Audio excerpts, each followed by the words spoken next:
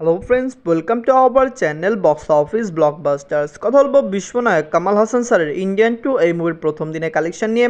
কথা বলবো পমব্রত স্যার এই মুভি তার আজব কারখানা এই মুভির প্রথম দিনে কালেকশন নিয়ে। কথা বলবো তুফান এই মুভির 26 দিনে বাংলাদেশের কালেকশন নিয়ে, অষ্টম দিনের ইন্ডিয়ার কালেকশন নিয়ে, 15 দিনের ওভারসিজ মার্কেটের কালেকশন নিয়ে, 26 দিনের ওয়ার্ল্ড মার্কেটের কালেকশন নিয়ে। আপনারা জানেন তুফান ফিল্মটি বক্স অফিসে ডে বাই ডে ভালো কালেকশন করছে।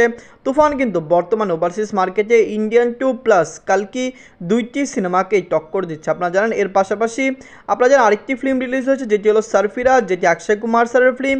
সেই ফিল্মটিকেও ওয়েস্ট বেঙ্গলে কিন্তু টক্কর দিচ্ছে। তুফান সকল জায়গায় ভালো ভালো ফিল্মকে টক্কর দিয়ে কিন্তু এগিয়ে যাচ্ছে। আমরা আশা করছি তুফান একটি ব্লকবাস্টার ফিল্ম হবে। কথা বলবে তিনটি মুভির কালেকশন নিয়ে। ভিডিও ভালো লাগে তো লাইক করবেন, এবং এখনও যদি বক্স অফিস ব্লকবাস্টার চ্যানেলটি সাবস্ক্রাইব না করে থাকেন, সবার আগে সকল মুভির latest update plus box office collection জানার জন্য আমাদের চ্যানেলটি সাবস্ক্রাইব করে নেবেন।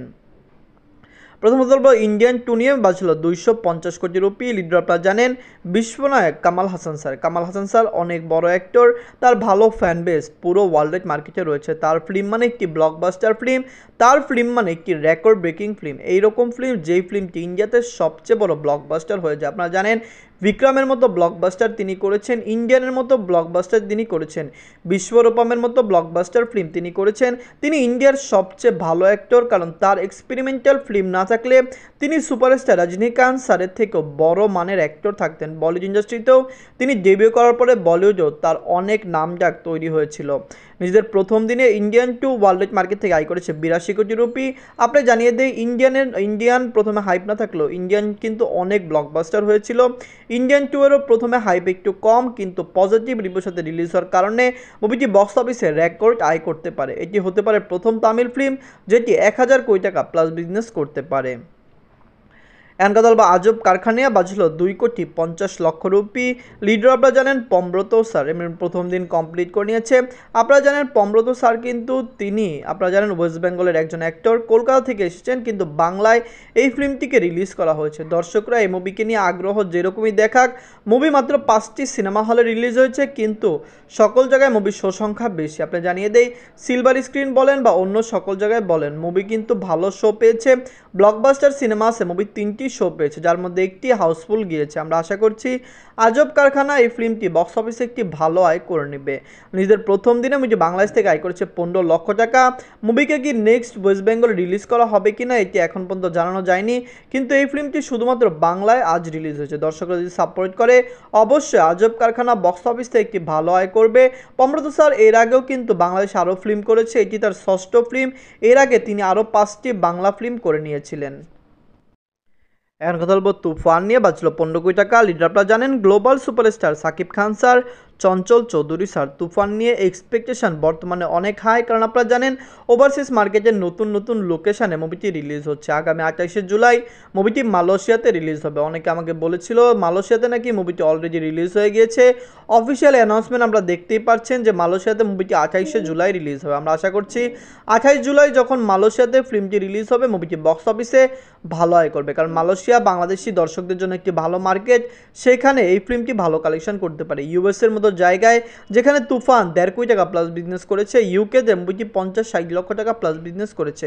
তার মানে বাংলা ফিল্ম হিসাবে ওভারসিজ মার্কেটে তুফানের আয় অনেক বেশি। তুফান লাইফ টাইমে ওভারসিজ মার্কেটে 20 থেকে 25 কোটি টাকা প্লাস বিজনেস করতে পারে। নিজেদের 26 দিনে মুভিটি বাংলাদেশ থেকে আয় করেছে 85 লক্ষ টাকা। নিজেদের অষ্টম দিনে মুভিটি অল ইন্ডিয়া গ্রোসেশন করেছে 6 লক্ষ রুপি। বাংলাদেশ এবং ইন্ডিয়া এই দুইটি জায়গায় মুভির মেন টার্গেট ছিল, কিন্তু আমার মনে হয় ইন্ডিয়া থেকে অনেক বেশি আয় তুফান ইউএসএ মার্কেটে করবে, কারণ মুভিটি অলরেডি 1,50,00,000 টাকা প্লাস বিজনেস করেছে, যেখানে মুভিটি আরও বেশি আয় করবে, কারণ তুফান এখন ইন্ডিয়ান মার্কেটে আগের থেকে বেশি সিনেমা হলে চলছে। নিজের 15 দিনে মুভিটি ইউএসএ মার্কেট থেকে আয় করেছে 30 লক্ষ টাকা।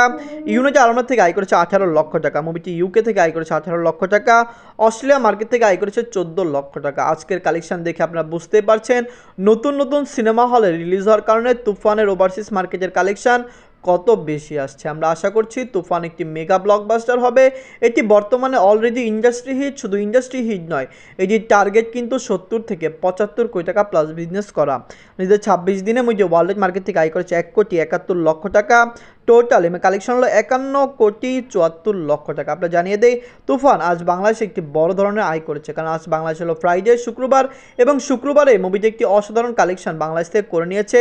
তুফান এখনও 68টি সিনেমা হলে বাংলাদেশে চলছে, যার শো সংখ্যা প্রায় 300। কারণ আপনারা জানিয়ে দেই, অনেক সিনেমা হলে তুফানের কিন্তু 12টি 13টি করে শো চলছে। একটি সিনেমায় 13টি শো চললে আপনারা বুঝতেই পারছেন প্রতি সিনেমাতে মুভিটি কয়টি করে শো পাচ্ছে। আমরা আশা করছি তুফান প্রথম বাংলা ফিল্ম হবে যেটি 75 কোটি টাকা প্লাস বিজনেস করবে। আমাদের টার্গেট 75 কোটি টাকা। অনেকেই বলছে তুফান প্রথম বাংলা ফিল্ম হবে যেটি 100 কোটি টাকা প্লাস বিজনেস করবে। 100 কোটি টাকার টার্গেট অনেক বড়। লাইফ টাইম এই কালেকশনটি মুভি নাও করতে পারে, কিন্তু ওভারসিজ মার্কেটের যে কালেকশন, মুভিটি 75 কোটি টাকা প্লাস বিজনেস করার সম্ভাবনা খুবই প্রবল। এখনও অনেক কান্ট্রিতে রিলিজ হওয়া বাকি রয়েছে। মুভিটি সৌদি আরব এবং আফ্রিকার কিছু কান্ট্রিতে রিলিজ হওয়া বাকি রয়েছে। যদি রিলিজ হয় সেই সব জায়গা থেকে মুভিটি ভালো কালেকশন করতে পারবে। তুফান, আজব কারখানা, ইন্ডিয়ান 2, এই তিনটি মুভির মধ্যে সবচেয়ে বাংলা মুভি কোনটি, কোনটি হবে বিগেস্ট ব্লকবাস্টার, কোনটি হবে ফ্লপ, কমেন্ট করে জানিয়ে দিন। ধন্যবাদ।